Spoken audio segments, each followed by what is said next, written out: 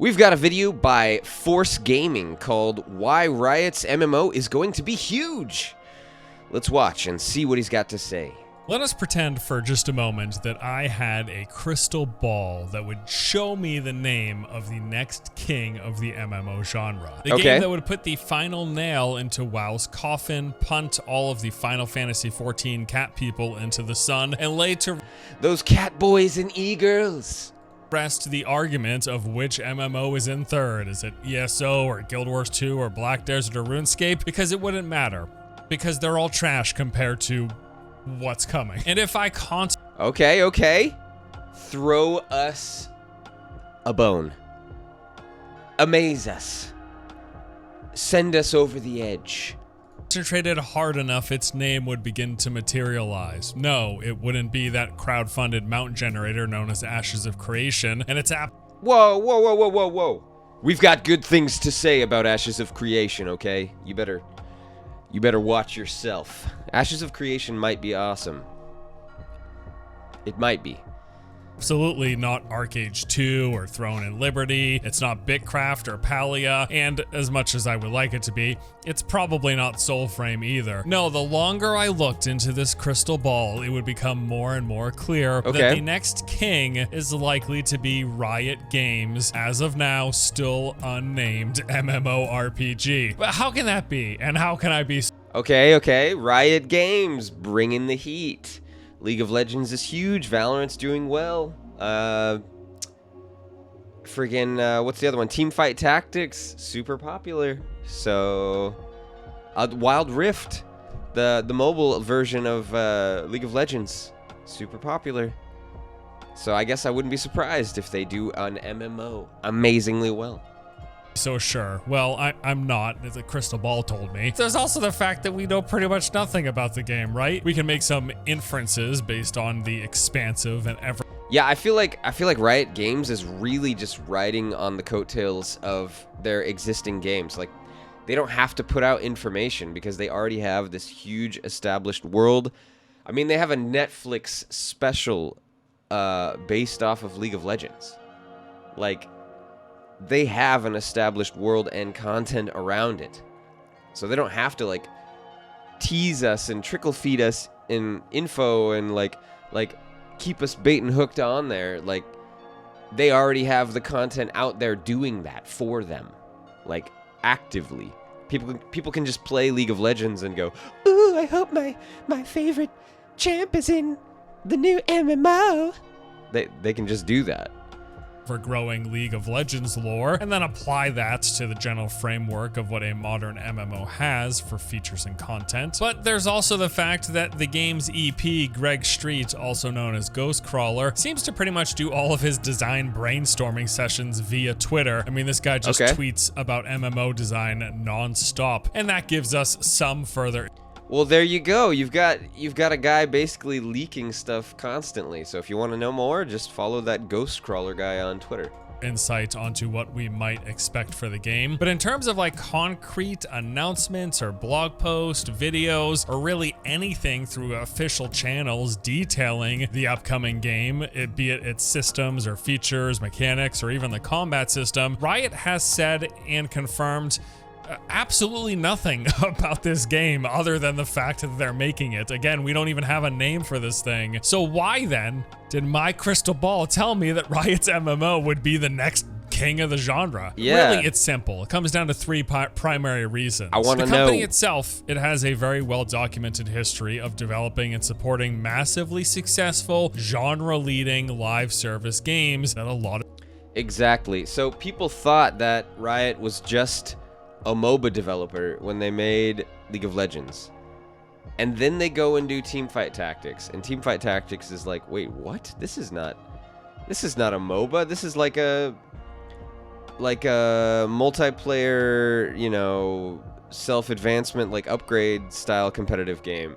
This is totally different from the MOBA they've been working on with League of Legends. And then they go and do Valorant. And they're like, whoa, we've got a Counter-Strike clone that actually, like, is ingenuitive and, you know, advances on that genre of FPS shooter, like competitive multiplayer FPS shooter. Whoa. And it's actually really popular. Whoa! So they can do multiple different genres and be successful. Riot's got huge potential. So yeah, it actually is reassuring to people, like, they can dabble in different genres of gaming and be hyper successful.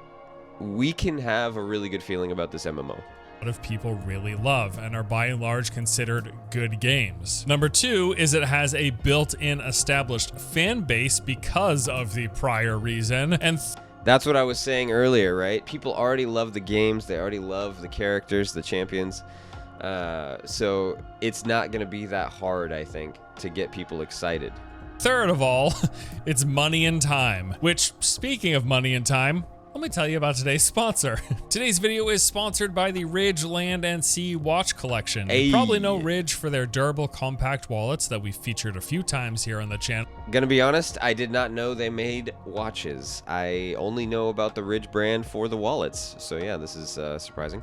Well, now they're making their own range of watches. These are made from aluminum colors and carbon fiber materials, matching some of Ridge's most popular wallets and key cases. Okay. Each watch comes with 2 bezels and 2 straps, giving 4 unique styles. They are up to 200 meter water resistant and That's kind of cool that they're customizable. fully submersible, meaning you can have peace of mind doing outdoor stuff like surfing, diving, you know, other popular gamer pastimes. And they sent me a watch to try. I've had it for a few weeks. I've been wearing it around and it's nice. Just like the wallets, it's made of hefty materials. It feels quite durable. And hey, it tells the time. I think I can see the carbon fiber back there. It looks, yeah, it should be durable. So it's good for that as well. They also come with a risk-free 45-day trial and lifetime warranty. If you're interested, head on over to ridge.com/force and use code FORCE to get 10% off and free worldwide shipping. Force. Okay, so when it comes to Hey, that was a huge missed opportunity there. As a Star Wars fan, he really could have capitalized on that a little bit more.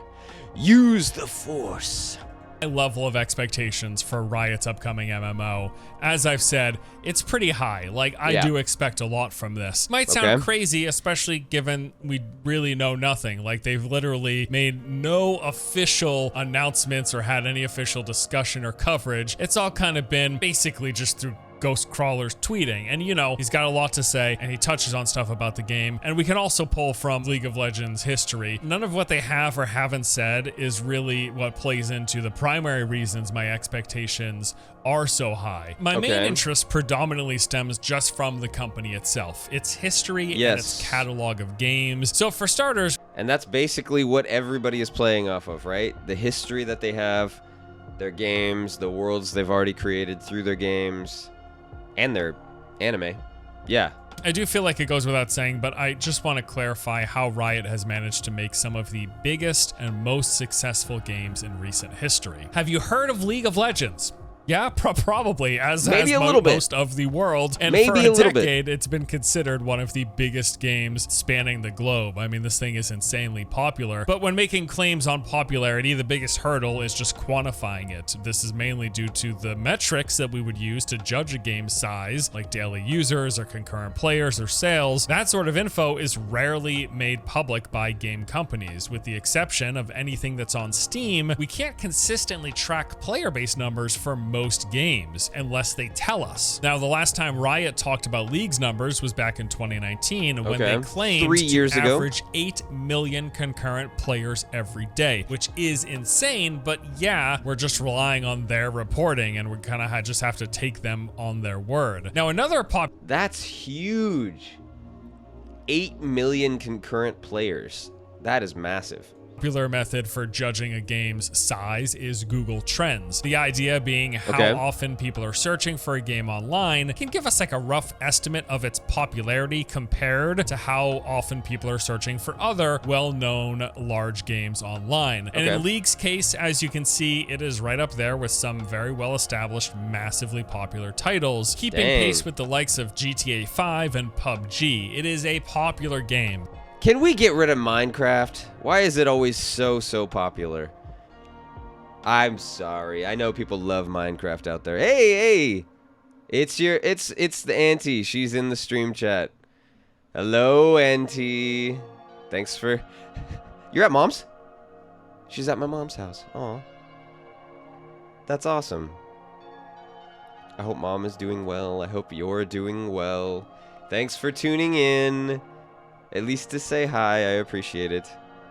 But yeah, these numbers, man. These numbers are crazy for Minecraft. It's insanely popular, and it's going to continue to be. Kids. Minecraft just really appeals to that younger crowd, and it always will, I'm sure, especially if they keep updating that game. Man. That's obvious, it's well known, but I'm really not even here to argue like the number of active League players. The bigger thing really is just how much money the game has made. Since 2015, League of Legends has been averaging between 1.5 to 2 billion dollars in revenue. Can we just bring this into perspective? 1.5 to 2 billion dollars per year. And it's a free-to-play game. You don't have to spend money on this game. So they are literally making billions of dollars off of people willingly spending their own money to get skins for their characters and customization like items, like aesthetic items. Nothing, it doesn't change how your character plays. That's insane. That is absolutely insane. Every year, the game is just making money hand over fist. And Seriously. For the longest time, the running joke was that Riot was just a one-game studio and they would forever be a one-game studio. They made League of Legends, right, it's super successful, makes a lot of cash, and they don't really have to do anything else. They could just sit there, release new champions, and yeah, they could just keep soaking it in from the one game, but do they stick with the one game? Well, we know what happened. skins and coast forever. It really seemed that way, like they could just keep doing that for as long as they wanted. And that was the expectation because that's what was happening up until a few years ago when they started using some of that League money to branch out into other genres. In October 2019, they released a video detailing what they have been working on and their plans for the future. They had multiple new games in development, some of which were just about ready to launch. There was a competitive FPS, a fighting game, a card game, and an ARPG. Now, actually, prior to that announcement, earlier in 2019, they released Teamfight Tactics, which was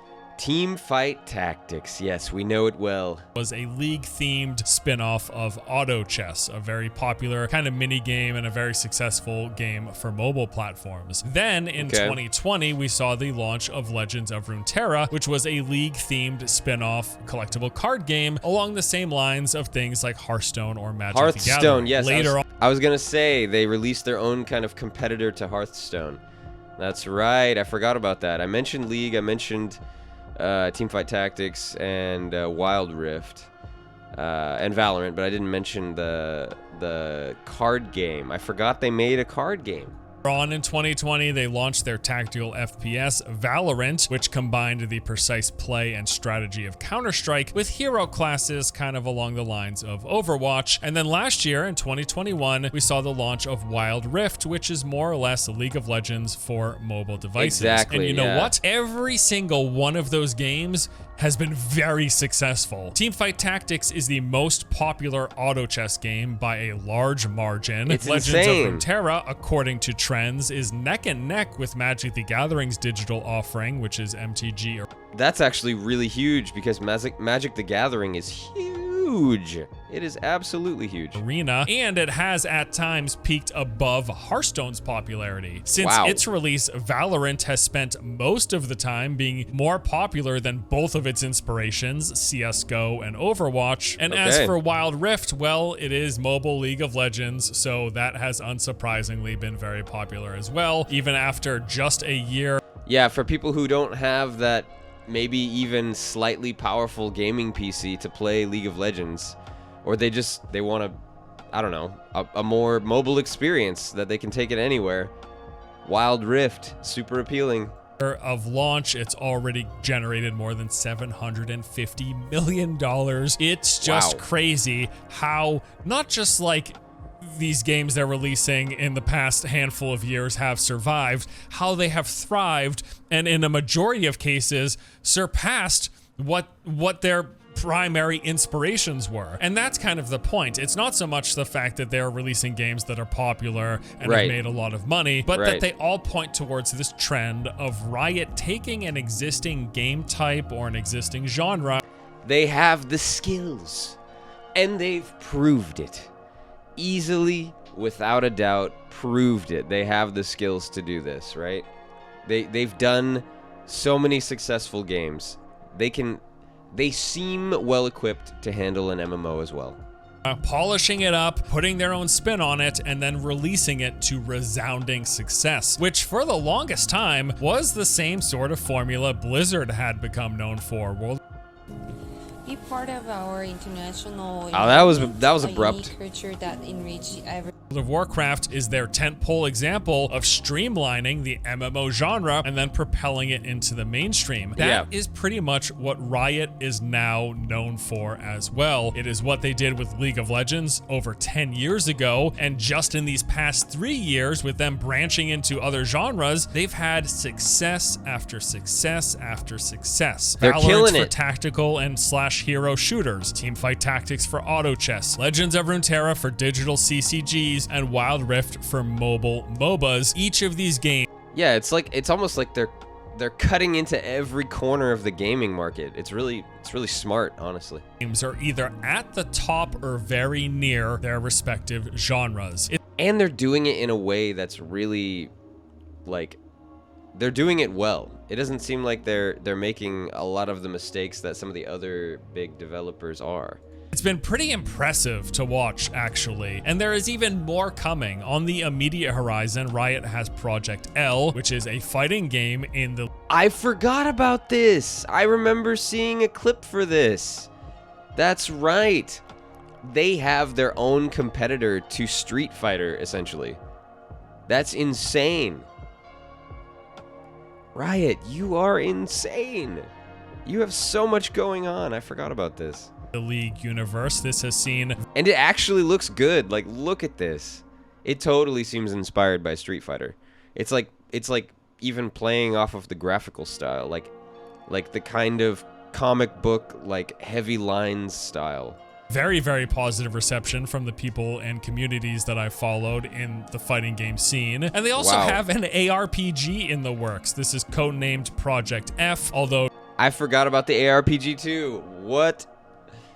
Riot, calm down. You got so much going on. This is insane. Despite having gotten a brief glimpse of gameplay years ago, news about this and updates and information have been very lacking. But then this brings us to Riot MMO. This was first really revealed in late 2020 in fairly unceremonious fashion, with Ghostcrawler responding to a question on Twitter asking if a new game that they were seeking hires for was an MMO, to which he said, it is an MMO. Straight and this up. understandably kicked up an uproar amongst fans of the genre. Now later, they updated their website with a landing page for the game. Yes, it's true.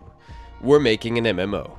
Recruitment, and this really set things in stone. Riot had a full-blown MMORPG in production, and a lot of people were very, very pumped. In the years since, we have had a handful of interviews, but most information about this game has come from Ghostcrawler's, also known as his real name, Greg Street's Twitter account, as he has spoken about things like different possible playable classes, about the holy trinity of tank, damage dealer, and healer, about various types of PvE and PvP content, about gearing, about monetization.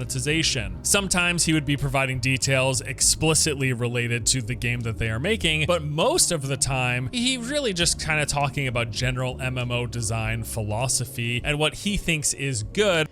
Well, yeah, especially if they're not officially releasing anything. So how is he going to be allowed to say all that stuff, right? You really probably are only going to be able to expand on details that are kind of already out there.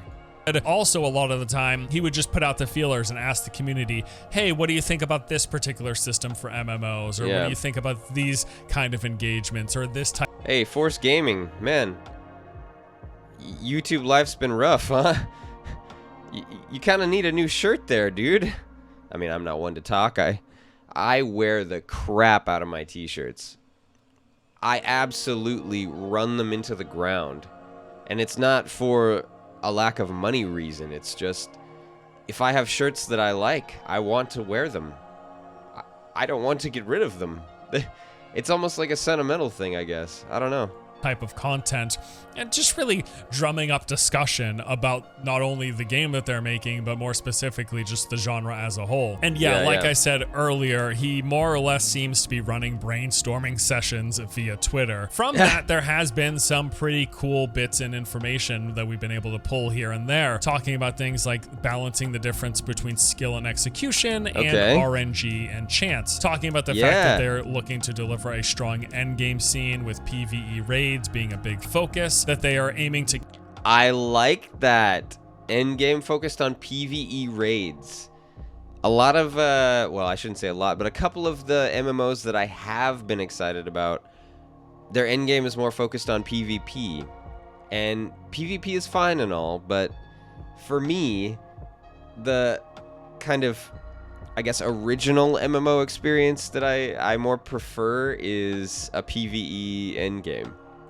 Cater to a wide swath of players, and at the same time, they don't expect everyone to love their game. They talked about why they announced it so early, basically because they figured it was going to leak sooner or later. They talked about how they would handle having League of Legends change. Yeah, see, that's something to keep in mind, like, for people who are just really excited, like, when is this game going to come out, blah, blah, blah. MMOs take like 5 to 7 years or something to develop. Maybe longer in some cases. And so the fact that they kind of announced this game early, they may have only been in like concept discussions at the time that they announced it, right? And so they quickly had like some concept art drawn up and thrown on their website for it, but really they weren't ready for anything, you know? They just were like putting together the team and coming up with concepts and doing initial work on it. That could have been the stage that they were at when they announced this. So from that time, which is what did they say, 2019, 2020? It could be 7 years from there. So it could be 2025 when we finally see, you know, finished content or like an alpha or beta of this game. About the fact that they'll be unlikely to sell. Could be. We're you know, we don't know. Power in the game, that's seemingly not going to be the thing. And he's also gone into details about what he thinks has made successful games in the genre so successful and why. But frankly, a lot of those details are fairly vague, and they're really not the driving factor into my anticipation for Riot's MMO. Most of that comes down to, as I covered earlier, just the massive success that they've had so far in multiple genres. And what's come from that has been a lot of money, and with that, the freedom to take their time. Hugely MMOs are a successful. notoriously expensive genre, one of the most expensive to develop, but then also to maintain post-launch. You could lump live service games, things like Destiny and Warframe, into that as well, but MMOs have kind of taken the crown for being very risky games. It's part of the reason why we've seen so few of them. Yeah, you're creating huge worlds, and you have server maintenance costs and massive teams to develop these worlds and blah, blah, blah, blah, blah. It's huge. It's a huge undertaking. Released over these past like 5 to 10 years, the genre's really slowed down because a lot of people rolled that dice in that post-WoW gold rush, and a lot of people lost. They had bad odds.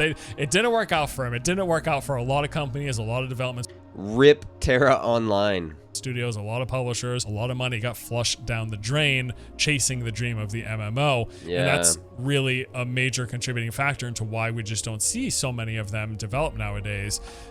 Let me give you some concrete numbers, though. World of Warcraft was said to have cost $64 million to develop. And remember, this was all the way back in 2004, pre-2004, when they were actually making it. More recent MMOs have been much more expensive. The now defunct Firefall, hurts my heart to talk about, one of my favorite MMOs that never really launched, that cost about $100 million. Elder Scrolls Online has reported 100 million. Oh, that hurts, man. That just hurts to hear. Reportedly cost $200 million for its 200 million for this? I mean, they're using, originally when the game first launched, they were using a graphic system that was still based on Elder Scrolls like Skyrim. I don't think they really updated either. It still looks not great. initial development, as did That's Star crazy. Wars The Old Republic and the recently released New World. And then Final Fantasy XIV, the total development cost to reach their 1.0 status is reportedly $400 million. Yes. These are like bigger than movie budgets. Seriously. There are movie budgets lower than this. That's insane. MMOs take a lot of money to make, and they are very, very risky. But money isn't exactly a problem for Riot. In a recent interview with the well-known Lost Ark streamer Cannon, Greg Street sat down and talked, providing some details specifically about Riot's available budget for their MMO. Do you feel comfortable with the budget that you have for the Riot MMO? Oh, that's actually a really interesting question. I think I can answer it. One of the nice things about Riot, I want to know. we're not going to run out of money, right? I'm not going to have a True. publisher that's like, you got to ship by Christmas or we're canceled. Riot will cancel this game if the game isn't good enough. They're not going to cancel the game because it gets too expensive. And that is a pretty That's actually huge to hear. So they're willing to just dump budget and more budget and more budget into it no matter what, as long as they make a good game. That's so encouraging as a gamer. You want to hear, yes, we are putting out quality content. We are going to make an awesome MMO. We're going to put everything we can into this. If it's not good, we can it. And maybe we try again with something else.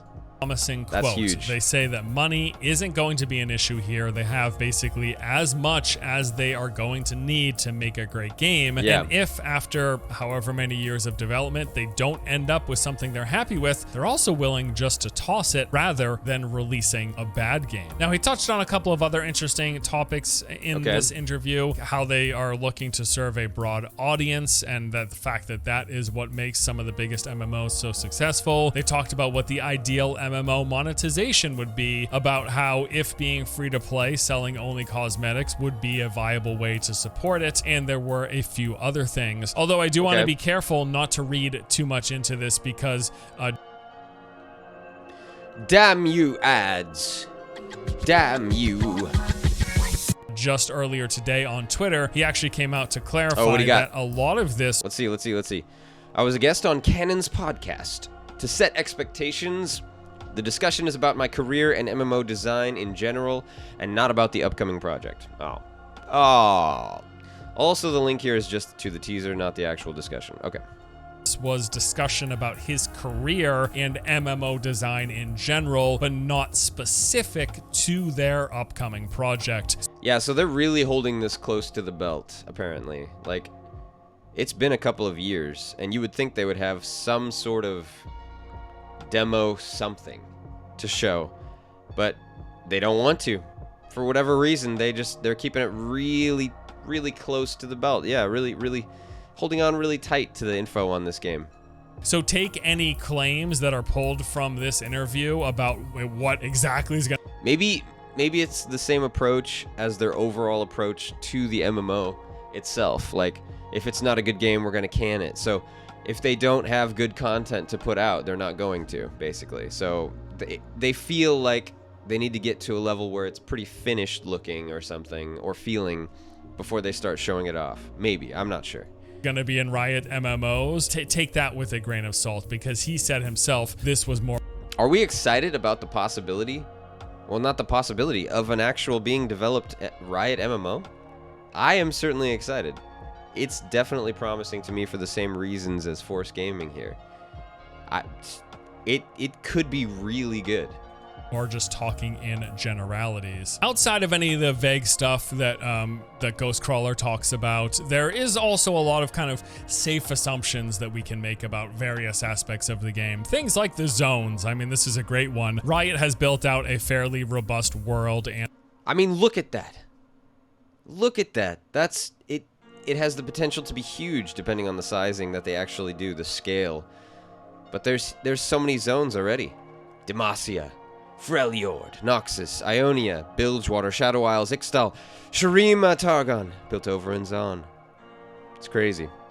and backdrop for the League and the Runeterra universe. I mean, there's a fully interactable map of the world on their website detailing every region and having concept art, talking about the history and races that are found in each area. And there's a highly probable chance that they will be using some, if not all of these in the MMO. They've used bits and pieces of this map, of this world, of this backdrop in some of their other League themed games that they've released so far. And along that same lines as this map is just a very extensive lore. A YouTuber, Necrit, has put together an absolutely amazing series of videos. Hold on a second. Something is in my eye. Like in my eye. Okay. Pulling exclusively from Runeterra's lore and mapping that onto what it could possibly mean for the MMO. He's got like 30 to 60 minute long videos covering the various zones and factions. This guy goes into detail then. The different races and possible classes, bosses and raids that we could see. And then most recently, he put up a video on legendary loot. And like a true gamer, he's done all of this in his pajamas. Very proud of you. So yeah, there is a lot that we can kind of presume about this game. But as I mentioned, none of that stuff even matters. Any of the specifics that they've talked about. Yeah, we get the idea here, I think. Yeah, so there's not really that much information out. It's a lot of presumptions and assumptions and, you know, guesswork at this point. But it's so exciting because of those big reasons, right? We already nailed it in, but they have so many successful IPs and they have the money to do this. Like, he blatantly said it, you know? We're not worried about money. All we're worried about is making a good game. This game's only going to come out if it's good. That is reassuring.